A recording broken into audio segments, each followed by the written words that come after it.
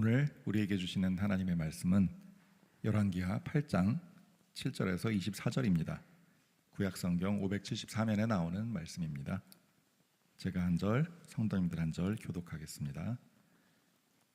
엘리사가 다메섹에 갔을 때 아람 왕 벤하닷이 병들었더니 왕에게 들리기를 이르되 하나님의 사람이 여기 이르렀나이다 하니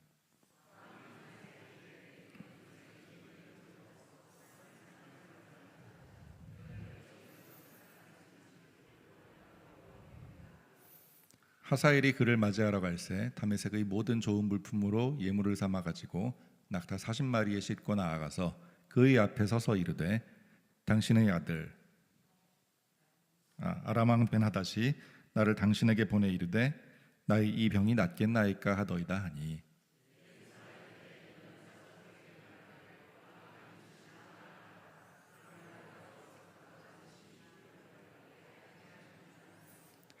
하나님의 사람이 그가 부끄러워하기까지 그의 얼굴을 쏘아보다가 우니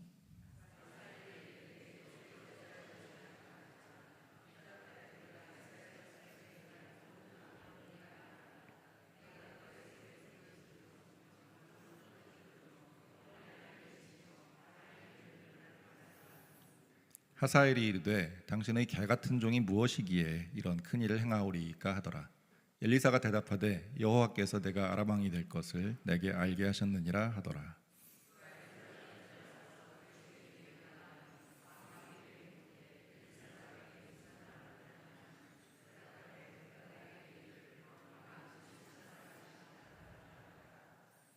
그 이튿날에 하사엘이 이불을 물에 적시어 왕의 얼굴에 덮음에 왕이 죽은지라 그가 대신하여 왕이 되니라.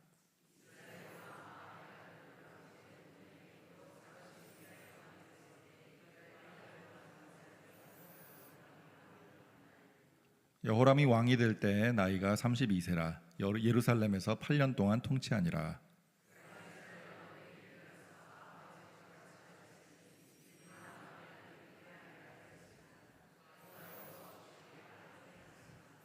여호와께서 그의 종 다윗을 위하여 유다 멸하기를 즐겨하지 아니하셨으니 이는 그와 그의 자손에게 항상 등불을 주겠다고 말씀하셨음이더라.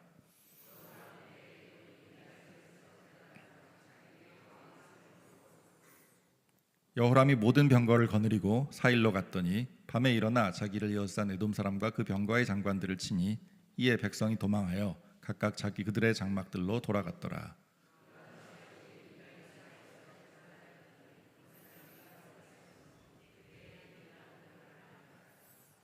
여호람의 남은 사적과 그가 행한 모든 일은 유다 왕 역대지략에 기록되지 아니하였느냐. 여호람이 그의 조상들과 함께 자매 그의 조상들과 함께 다윗성에 장사되고 그의 아들 아하시아가 대신하여 왕이 되니라. 아멘. 하나님은 엘리야에게 세 가지 임무를 맡기셨습니다. 엘리야는 자신의 후계자로 엘리사를 세우는 첫 번째 임무만을 마무리했고 나머지 두 개는 엘리사가 실행했습니다. 그중 하나가 오늘 본문의 아람의 새로운 왕을 세우는 것이었습니다. 그런데 그 왕을 세우는 방식이 평범하지가 않습니다. 신하에게 자기 왕을 죽이게 될 것을 암시하는 예언을 전했고 신하였던 하사엘은 자기 왕 벤하닷을 죽이고 스스로 왕이 됩니다. 이스라엘을 침공하고 고통을 끼쳤던 벤하닷의 삶은 이렇게 마무리됩니다. 이 예언을 전하는 엘리사는 하사엘이 미래의 이스라엘에 끼칠 고통을 함께 보고 울었습니다. 엘리사는 능력 있고 위대한 선지자였지만 자신의 민족에게 다가올 고통을 미리 알고 그 고통의 원인이 될 사람을 자기가 직접 예언을 통해 세우는 얄궂고 마음 아픈 인물을 벗어날 수는 없었습니다. 이 사실은 역사를 움직이시는 하나님과 우리의 관계를 보여줍니다.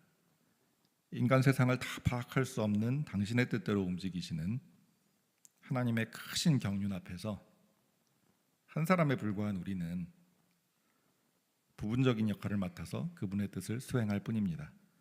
엘리사조차도 하나님께서 이스라엘에 예정하신 고난의 계획을 구부릴 수가 없었습니다. 그렇다면 하나님께서는 우리를 당신 역사의 부품 역할을 할 뿐인 미물로 취급하시는 것일까요? 아닙니다.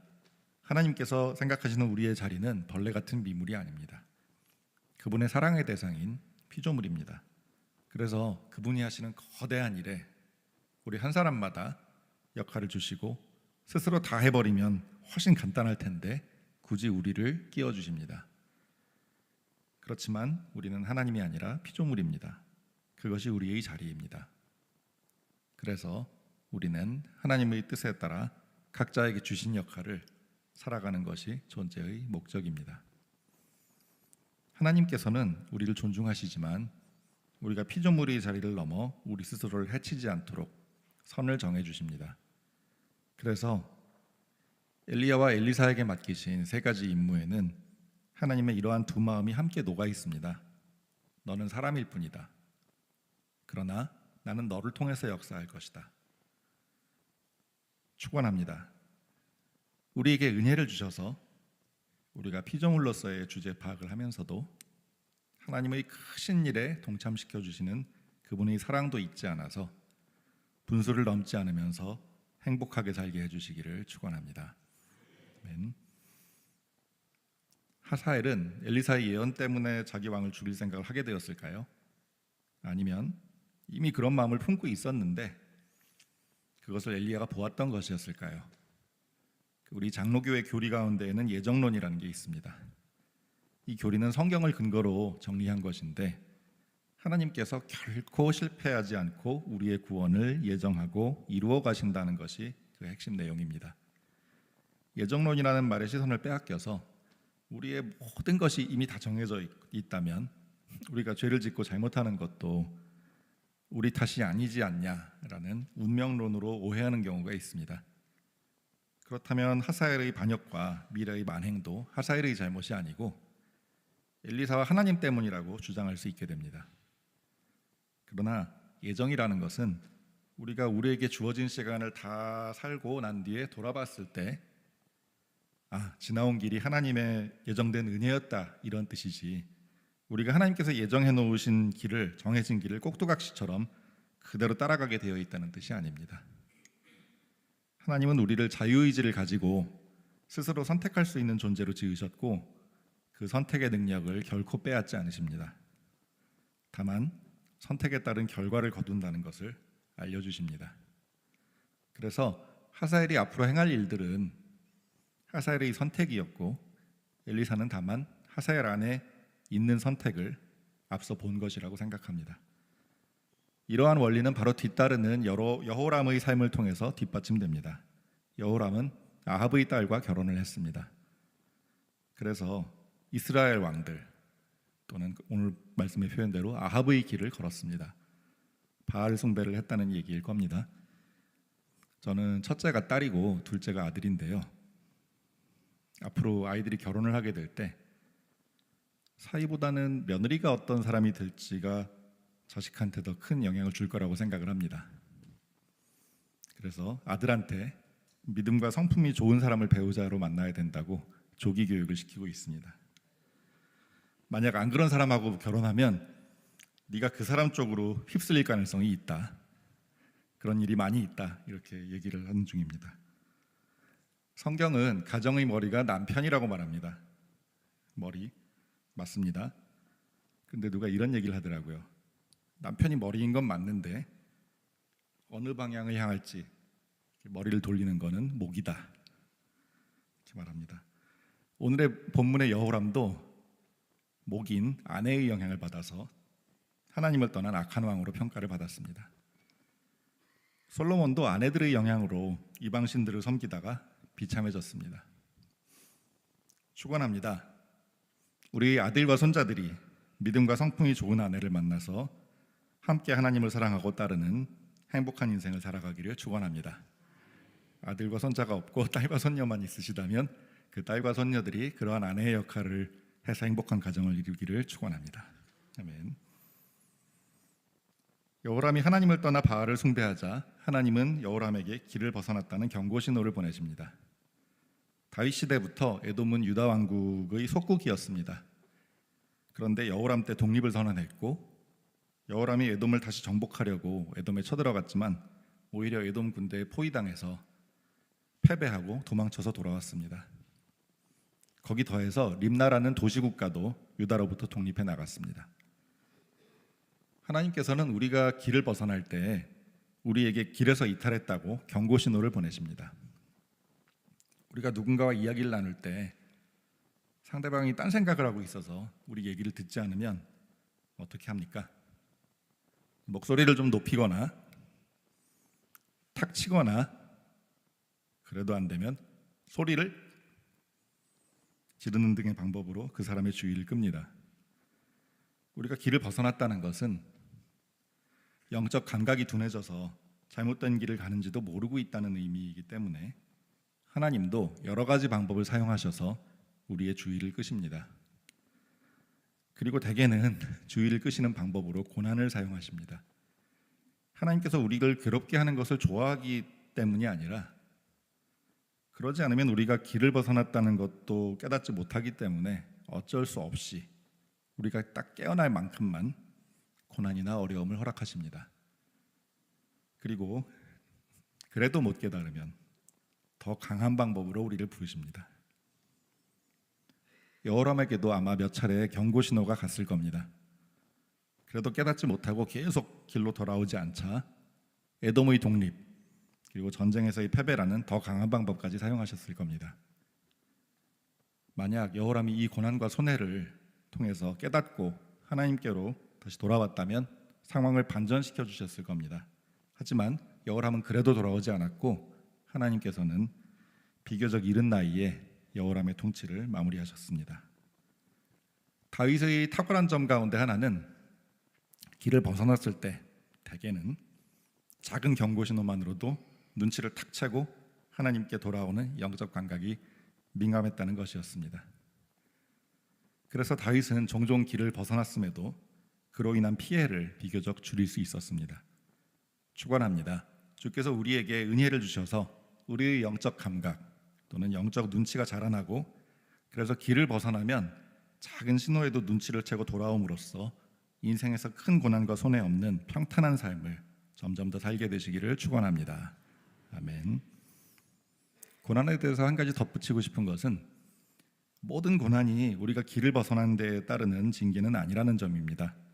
욥이나 초대교회 제자들의 고난처럼 잘못한 것이나 죄가 없지만 하나님의 섭리 가운데 우리를 더 높이 사용하시고 더 크게 갚아주시려고 고난을 허락하시는 경우도 있어서 만약 고난 가운데 있으실 경우에는 무조건 자기 자신의 잘못이라고 낙담하지 마시고 기도 가운데 잘 분별하시는 것이 좋겠습니다. 여호람은 크게 사고를 쳤고 그래서 그에 따라서 강한 경고를 받았지만 하나님께서는 유다 왕국을 버리지 않으셨습니다. 19절을 보면 그 이유는 하나님의 종 다윗을 위하여 그 후손과 왕국을 영원히 멸망시키지 않으리라고 말씀하셨기 때문입니다. 어제 남우진 목사님이 새벽 예배에서 강조하신 대로 하나님의 말씀은 반드시 이루어집니다. 아멘. 그래서 다윗 집안이 다스리는 유다 왕국은 징계를 받을지라도 멸망하지는 않았습니다. 그런데 성경 내용을 잘 기억해 보면 나중에 유다 왕국은 결국 멸망하고 다윗 집안의 통치도 끝이 납니다. 그러면 하나님의 말씀이 이루어지지 않은 것인가요? 당시 사람들은 다윗에게 주신 약속이 보이는 다윗 왕국에 대한 것이라고 오해를 했습니다. 하지만 성경의 역사를 통해 보면 이 약속은 다윗의 혈통의 길을 타고 오실 다윗의 자손이라고도 불리실 예수님의 영원한 통치를 의미하는 것이었습니다. 그래서 하나님의 말씀은 반드시 이루어집니다. 아멘. 그래서 오늘 본문의 이야기는 여호람과 유다 왕국에 대한 것으로 보이지만 사실은 예수님과 교회에 대한 것이기도 합니다. 하나님께서는 유다 왕국의 여호람이 잘못했는데도 다윗 때문에 쓸어버리지 못하십니다. 그래서 나라의 세력을 약화시키는 것으로 경고 신호를 보내십니다. 하나님께서는 교회인 우리가 잘못하는데도 예수님 때문에 쓸어버리지 못하십니다. 그래서 우리 삶에 교회에 고난을 허락하셔서 경고 신호를 보내십니다. 한 가지 더 생각해 볼 점은 다윗을 여호와의 종이라고 부른다는 것입니다. 다윗은 뛰어난 왕이었고 장군이었고 선지자였고 작곡가였고 용사였습니다. 그리고 종이었습니다. 이 여러 칭호 중에 가장 높은 칭호는 무엇일까요? 겉으로 보기에는 왕이 가장 높고 종이 가장 낮습니다. 이것이 세상의 똑똑함이고 영적인 실체로는 미련함입니다. 영적 실제의 세계에서는 겉으로 보이는 것이 아니라 그 근원이 어디와 연결되어 있는지가 신분과 능력을 결정합니다. 성경의 표현대로는 수에 칠 가치가 없는 무수한 인간들을 밑에 둔 왕보다 유일한 실체이신 하나님의 미천하고 미천한 종이 비교하는 것 자체가 말도 안 될 정도로 높습니다. 종이냐 왕이냐가 중요한 것이 아니라 누구의가 중요합니다. 거친 비유입니다만 비서랑 회장 중에 누가 더 높은가요? 이거는 앞에 붙는 수식어가 뭐냐에 따라 달라집니다. 비서 앞에 대통령의가 붙으면 회장 앞에 대기업의가 붙어도 상대가 안 됩니다. 하나님의 종은 어떤 왕도 비벼볼 수 없는 고귀한 신분입니다. 아멘. 우리가 하나님의 종입니다. 언젠가 내려와서 우리의 세상을 가득 채울 하나님 나라에서의 높고 낮음은 그분과의 친밀함의 거리에 따라서 정해집니다. 이 세상에서 대통령들에게, 대기업 회장들에게, 고위 공직자들에게, 기타 등등 뭐 좀 한다는 사람들, 하버드나 서울대쯤 나왔다는 사람들에게 별로 높게 대우받지 못하는 우리들에게 아주 좋은 소식이 있습니다. 우리의 호칭은 아주 평범합니다. 자녀입니다. 평범하지 않은 것은 그 앞에 붙는 말입니다. 하나님의 자녀입니다. 아멘. 요즘 애들 말로 이걸로 게임 오버입니다. 다만 지금은 그렇게 느껴지지 않을 수도 있습니다. 왜냐하면 우리는 우주의 왕의 자녀이자 왕족인데 지금 잠깐 몇십 년 동안만 성품 배양을 위해서 극기훈련 훈련소 체험 중이기 때문입니다. 괜찮습니다. 집에 가면 극기훈련이 끝나고 왕궁에서 왕의 옷을 입고 왕 대접을 받으며 왕으로 살 겁니다. 아멘. 축원합니다. 주께서 우리에게 은혜를 주셔서 영적 감각이 깨어나 길을 벗어나도 바로 돌아올 수 있기를, 그리고 그 감각이 우리의 진짜 신분에 대한 자각으로 이어져서 훈련소에서도 점점 왕처럼 당당하게 살게 해주시기를, 그리고 언젠가 훈련소를 탈출하여 돌아갈 집 천국에 대한 소망의 불이 꺼지지 않고 타오르게 해주시기를 축원합니다. 아멘. 찬송가 484장 한번 부르시고 기도의 자리로 나아가겠습니다.